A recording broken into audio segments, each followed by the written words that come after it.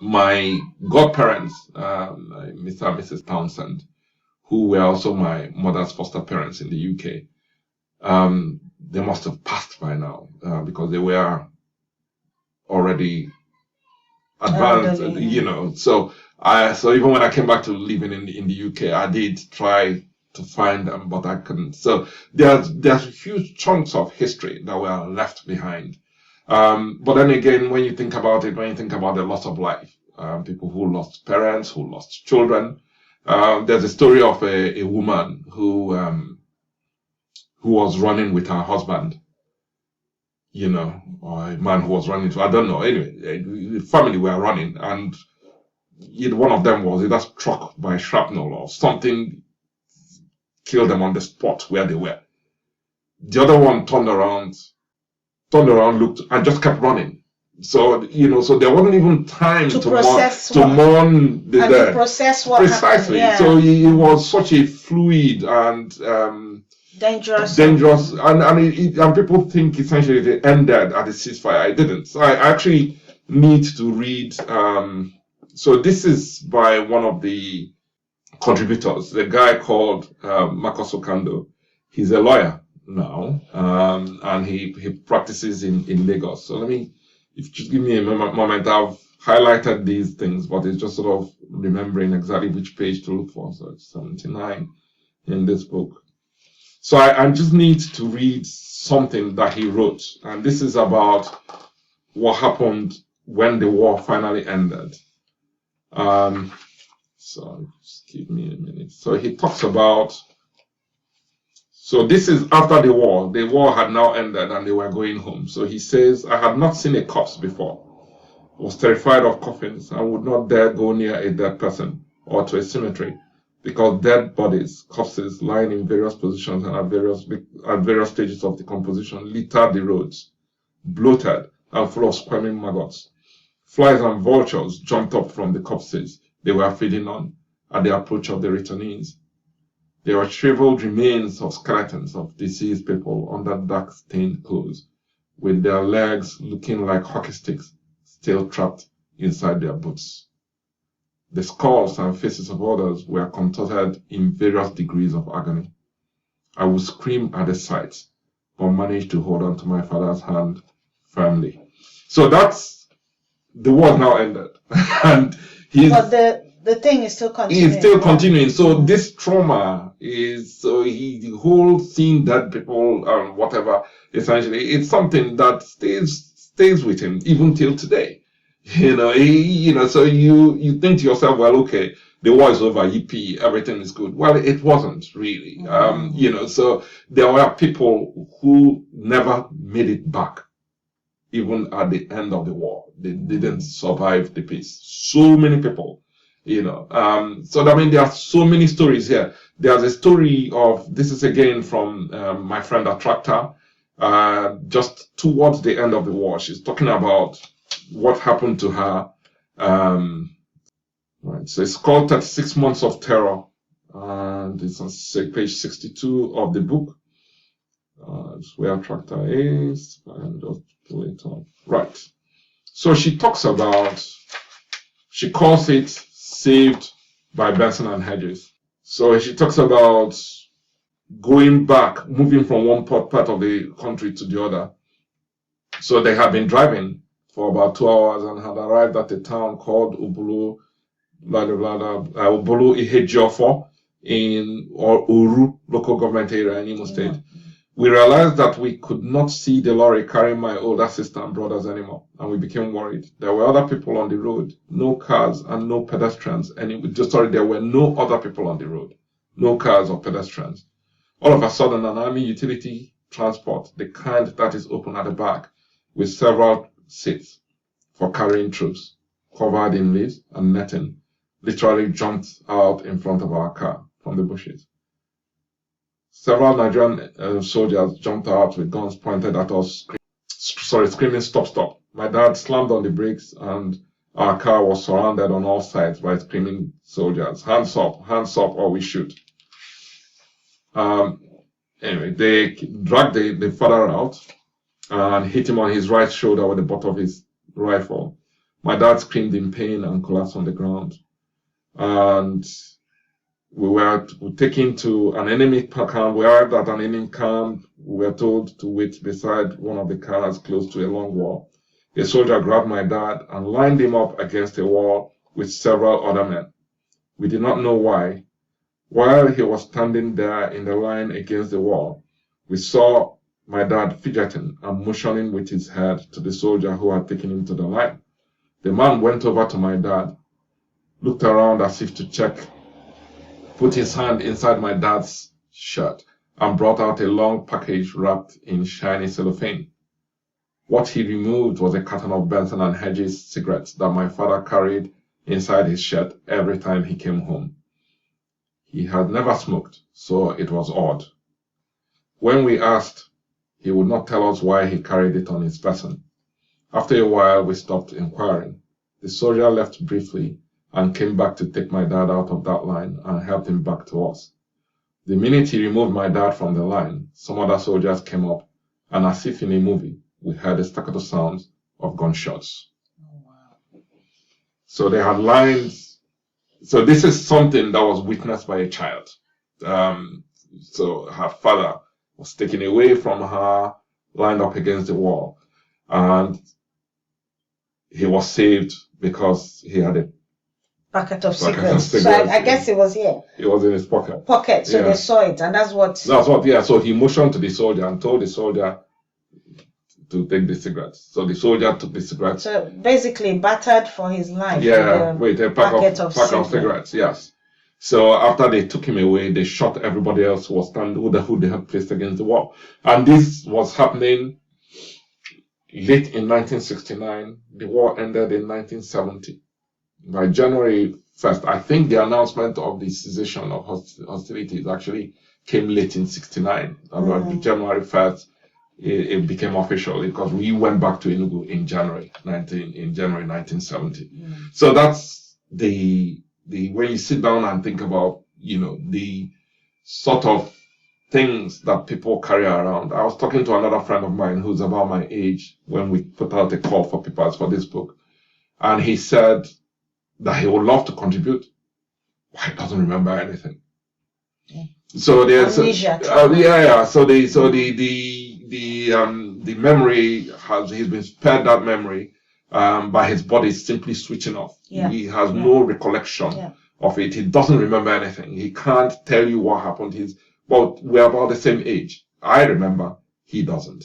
So there are so many stories, and you can make of it what you will. One, I did tell you I didn't like some food. I never said no to food. That's not quite true because I can't stand egg yolk. To this day, I can't stand egg yolk.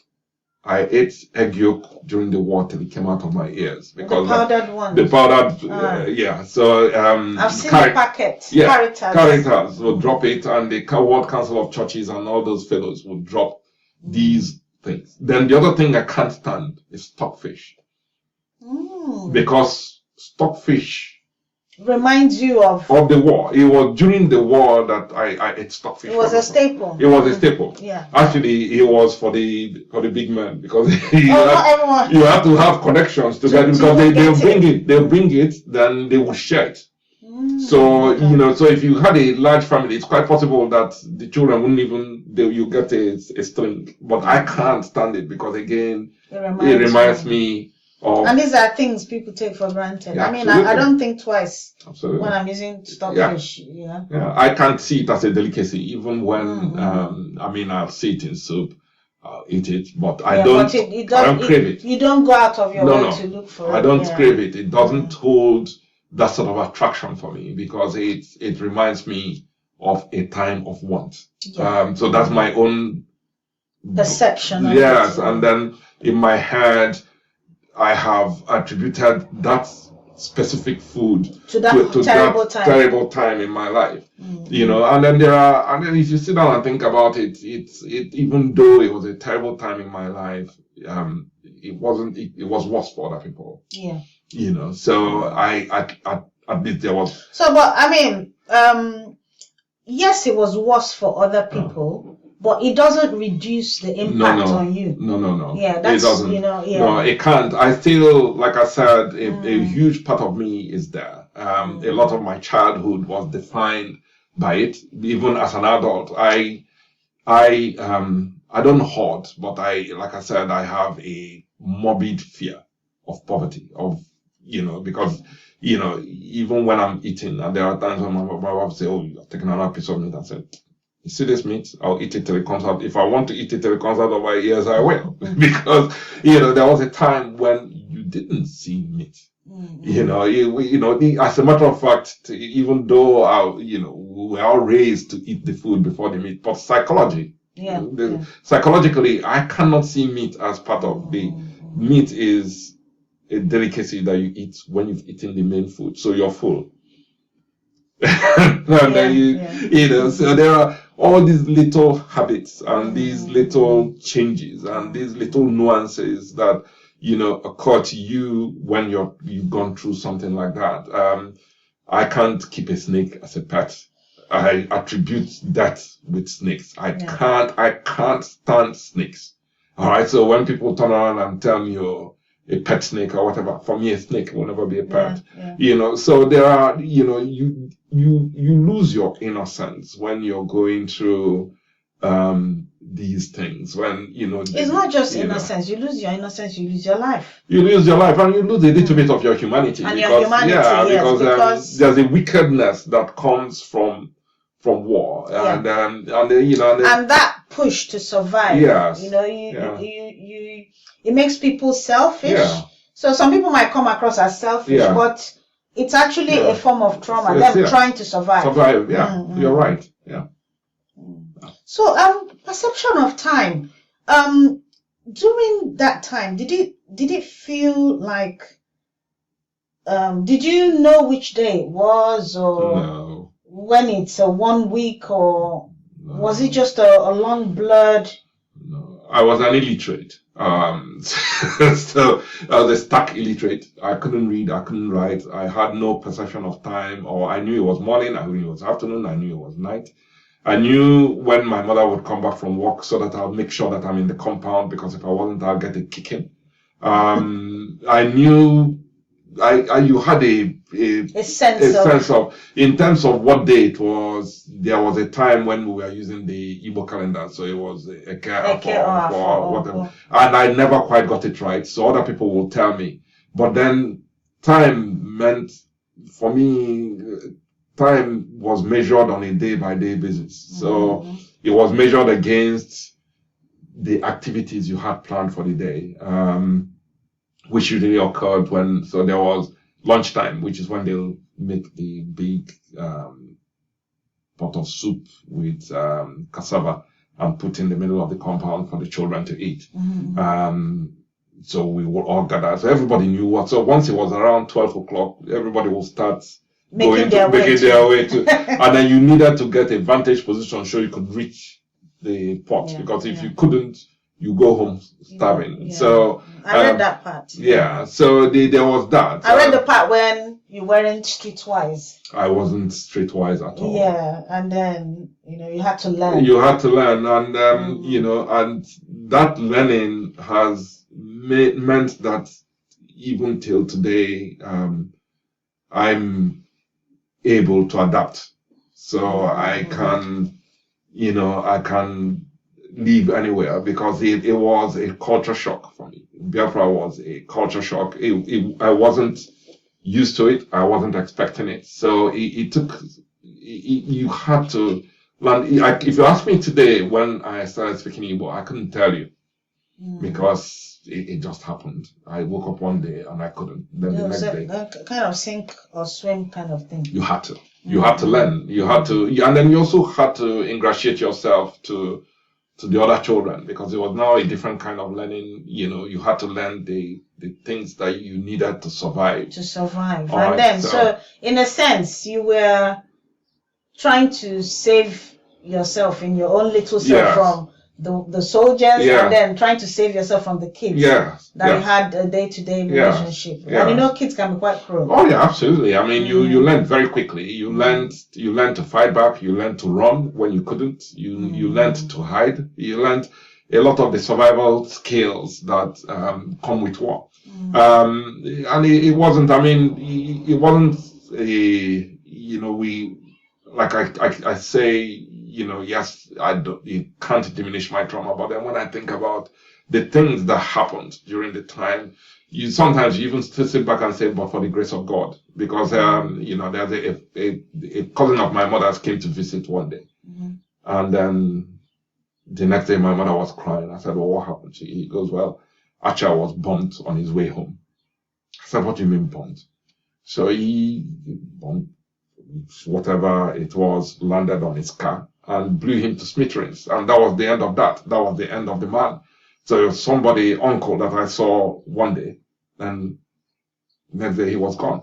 And then I also, everybody knows where you are when the siren goes for the air raid, So, and then of course, as you're flying down towards the bunker, you're also looking out for snakes. Because they liked the bunker, and of course they would have picked up on the vibration. Of the bunker. So as you're coming down, they are very aggressive. So as you're running, you're picking up rocks so that if there's a snake there, you start stoning immediately because you need to kill the snake so that either the snake or you're not going to go back up. So it was the skills that you picked up. Wow. So did the locations of the contributors to the book did it significantly I know there's a common thread of experiences, but were they like differences based on where they were located, like people in Onitsha or people in Nsukka and Owerri? No, I don't think so. I think if you sort of read the book, the thread is the war, and I a lot of people will give you a perspective of what it was like before the war, and then what it was like during the war, when the war actually came. So so one thing is very clear if you read it, is that people were in constant motion. All right, so there was hardly anybody who stayed in one place. People moved. All right, and every single location was affected.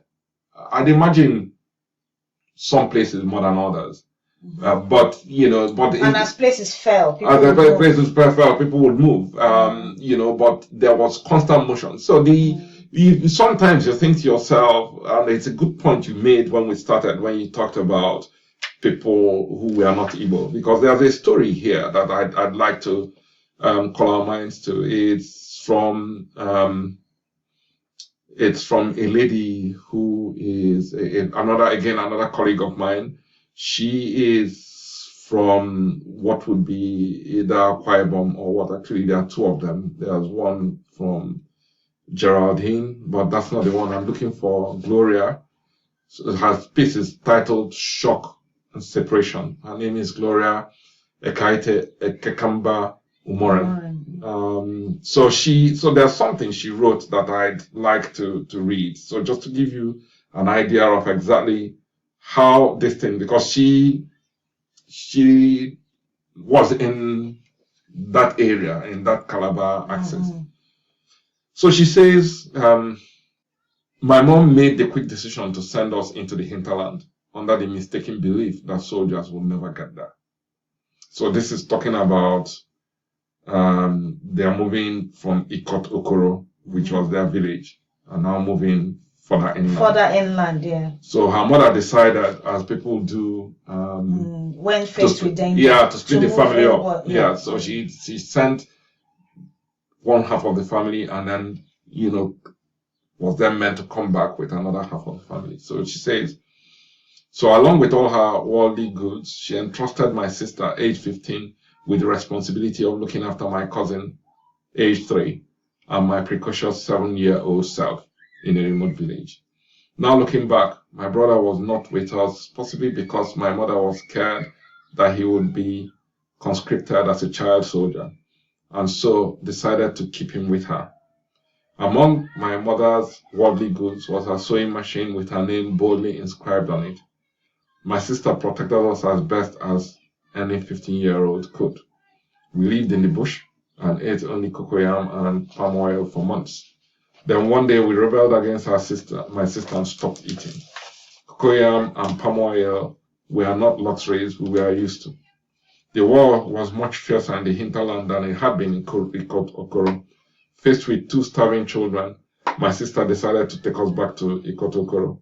So, with just the clothes on our back, we left without my mother's sewing machine. I recall we took cover a lot. On our way home, we were waylaid by a lone soldier in the bush.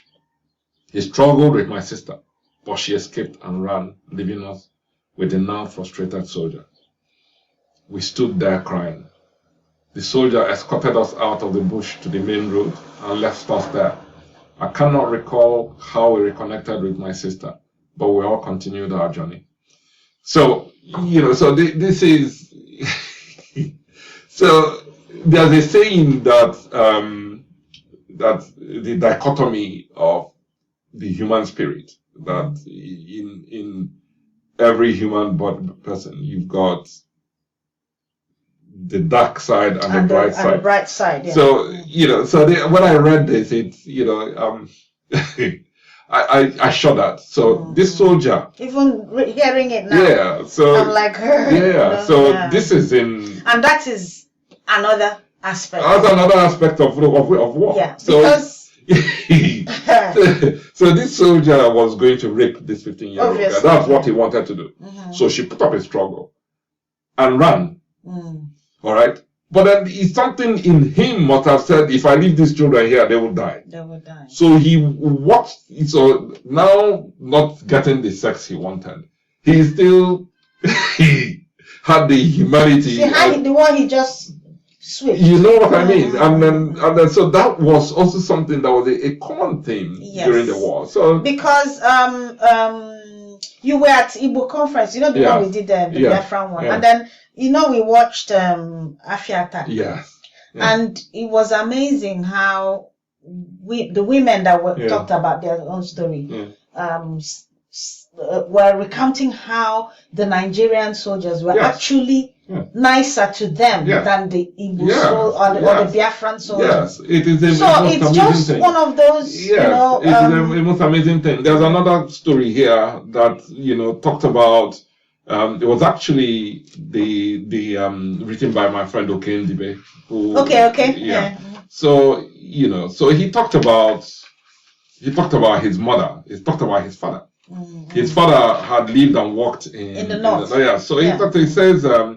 He says we would learn that my father, so this is on page 10, that my father's decision to stay in Yola nearly cost him his life. He was at work when one day a mob arrived, armed with cudgels, machetes, and guns. They sang songs that curdled the blood. My father and his colleagues, many of them Igbo Christians, shot themselves inside the office. Huddled in a corner, they shook uncontrollably, reduced to frenzied prayer. One determined push, and the assailants would have breached the barricades, poached and minced them, and made a bonfire of their bodies.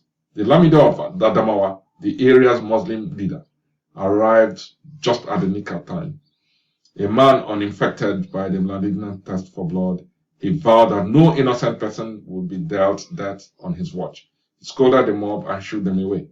Then he guided my father and his cowering colleagues into waiting vehicles and spirited them away to the safety of his palace. In a couple of weeks, the wave of killings cooled off, and the Lamudo secured my father and the other quarry on the last ship to leave for the southeast. So a few seconds would have meant something else. Yes, but then there's that. There's the aspect of a few seconds meaning something else. Then there's the aspect of the man's benevolence, the Lamido's benevolence. Mm-hmm. All right, so he put himself above the fray. He made up his mind that he was going to protect these innocent people, because these were I mean, friends and neighbors and people they interact with on a daily basis. Yes, and so that's the, if you like, the the dichotomy of the human spirit. So so you would think to yourself, well, ordinarily, so again, sort of going back to, especially with our situation, I see myself as a detribalized Nigerian. It doesn't necessarily mean that I agree with most of the things that happen in Nigeria. But what I disagree with is the blanket coloring of people to be this or that. Because things are not black and white. There are always nuances. And people will shock you. People will amaze you. So so I don't believe. I'm not saying that there isn't tribalism. That would be naive. I am not saying that the tribes of Nigeria like each other. Again, that would be plain plonk stupid. But what I'm saying, that speaking for myself as an individual who has been on this journey for quite a while, I have seen different flavors of different people. Yes. And then you see, in the midst of all this hate, you see people. Absolutely. You see friends. You see people who are married to. Absolutely. You see families who are. From all these places. Absolutely. So, I mean, one of the things that struck me was when I was researching this book, I came across two things. One was that after the Nzogu coup, when they were arrested and all that, lecturers in University of Ibadan wrote a petition to the then head of state, Ironsi, asking him to release Nzogu. There were 10 names in that petition. One of them was Wole Soyinka. There wasn't a single Igbo name.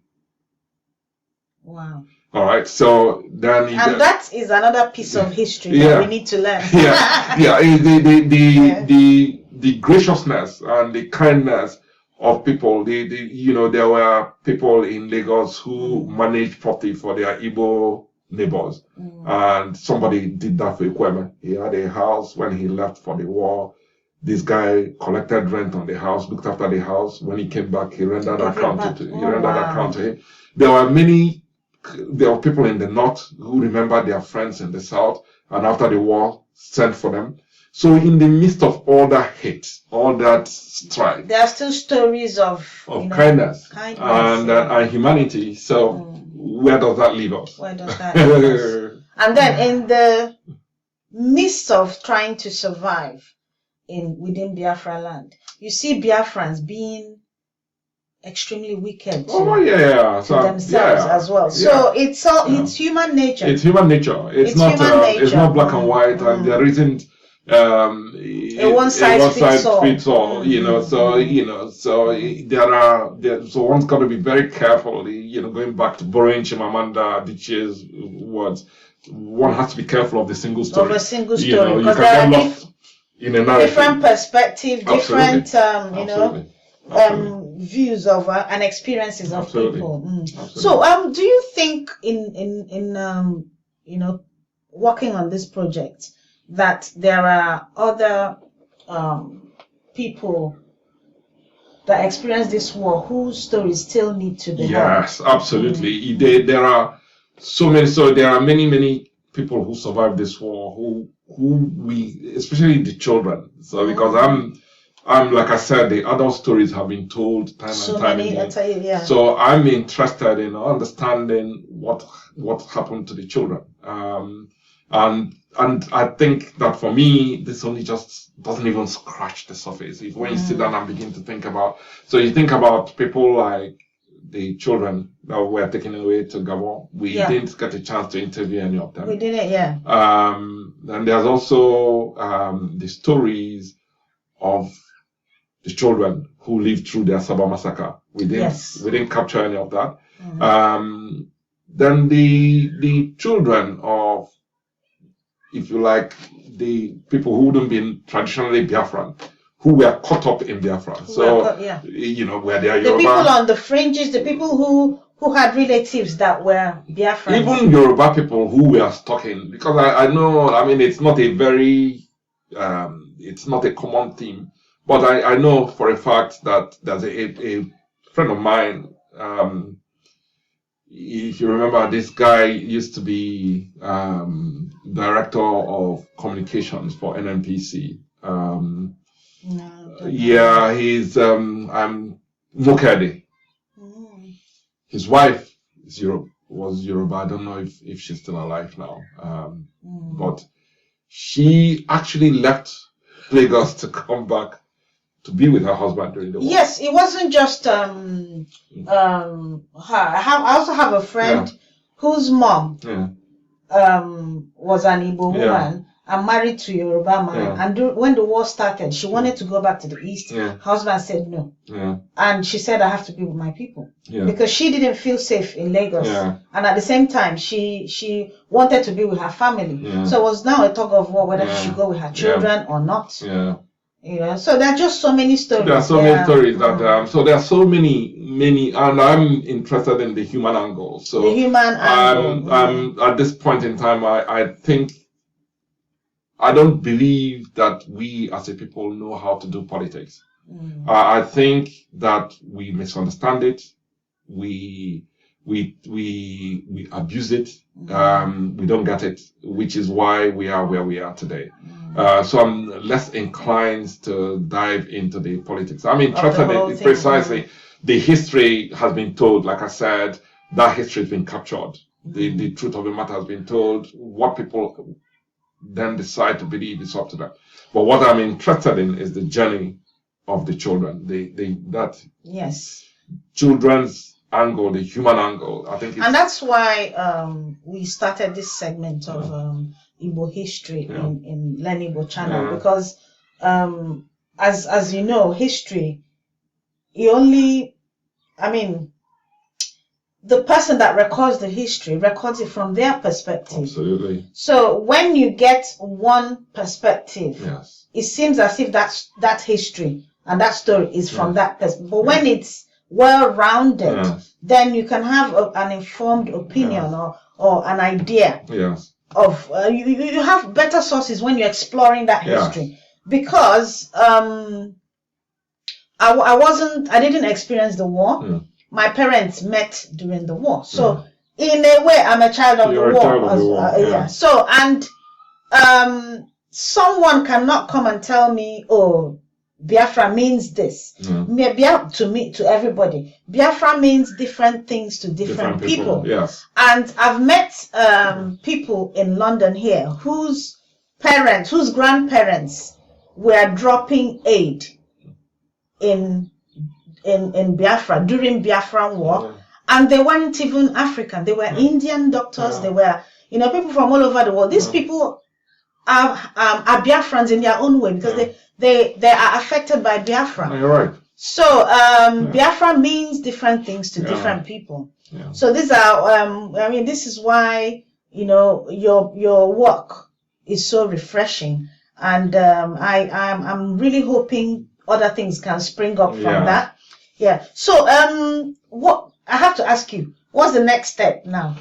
So it'll be a while before we are done with this book. Because it's only just come out. So like you rightly said, I'm interested in a collaboration to also look at the other children. Other children, other conflicts. Yemen kills me. I just can't. The pain and the suffering coming out of Yemen. And the painful thing about Yemen is people have forgotten Yemen. Yeah, it's a forgotten. Because I was in Tanzania in 2017, and I met this lady, and she said people are forgetting. Nobody's talking about it. Nobody cares anymore. It's still going on, and there are more children dying, more children experiencing what you experienced. And we're so deadened to we are the impact of there is we have a capacity to switch off that is scary. It's we don't remember, we choose to forget. And I suppose you could turn around and say ordinary people doing ordinary things are consumed by the challenges of everyday life. But Yemen is something that everybody should be asking their governments about. Why is that war still going on? Why is it so important for that little place to be used as a battleground? How many children have died? I think it's such an important question. And then there are other wars as well that time forgot. Congo is still Rwanda is calmer now, but the effects are still there. But at least you could turn around and say, well, it is to some extent fait accompli, because they're actually doing something about it. They are doing something about it, and they've done a lot. They've done a lot, and they are probably, so Sierra Leone, again, the wars ended, but the impacts are still there. The impacts are still there. Then we're talking about the Horn of Africa. Yeah. When you come to the Horn of Africa, those people have issues as well. Oh, massive issues. Massive issues that keep, happening. Yeah. So apart from, things happening, there's also the issue of displacement. Yeah. When these people are displaced, some people make it to the Western world as refugees or other places as refugees. They also have issues with being seen as the outsider where they go to. Yeah. So they're juggling where they've come from and then trying to, adapt to where. So it's hard. So there's just so much to explore in this, in this space. Yeah. And I think the more people get educated on all these things, and that's why I really commend you for doing this. Yes. I really commend you for doing this, and I hope a lot comes out of this.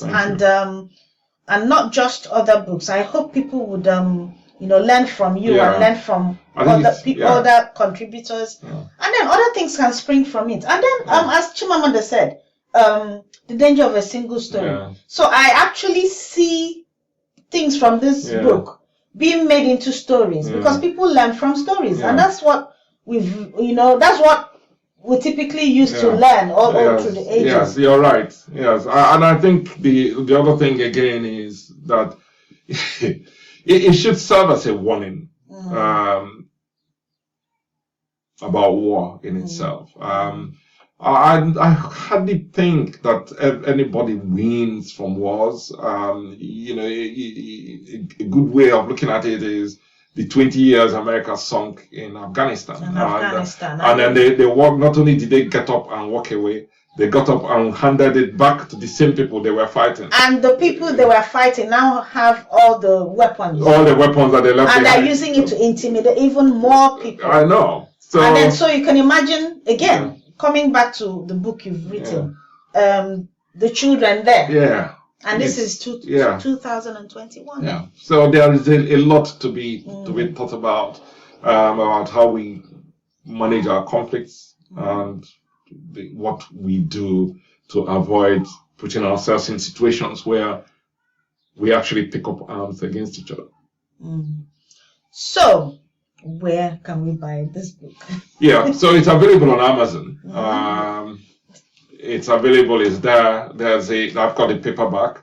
I've got the hardcover. Holding the hardback. And yes. Yeah. Yes, it's available to buy if you want them signed and all that. Yes, he can sign it. I'm happy to do that for you. Yeah. So I'm so happy. I had mine signed ages ago. Yes. Yeah. So, but we're going to leave the links for you to buy, the book, and then a little bird told me somewhere that maybe we'll have a series of podcasts about your experiences, and then eventually a website and things to do. So even though there's a website for the publication, he's also going to expand more on it, because obviously not every story made it to this particular book, and as we were talking about, other things can spring up from this, we don't know, so get the book. Get a copy. All right then. It's been fantastic talking to you, and I hope you go from strength to strength. Thank you. And most of all, I hope you heal. I think that's very important. Yeah.